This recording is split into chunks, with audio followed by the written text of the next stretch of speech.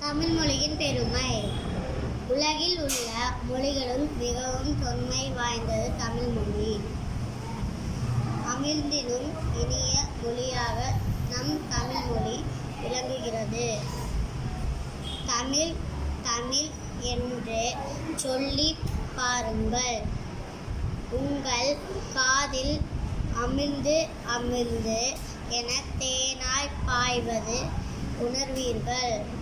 அதனால்தான் செந்தமிழ் நாடெனும் போதினிலே இன்பத் தேன் வந்து பாயுது காதினிலே எனவும் யாமறிந்த மொழிகளிலே தமிழ் மொழியின் போல் இனிதாவது எங்கும் காணோம் எனவும் தமிழை போற்றி புகழ்கிறார் பாரதியார்.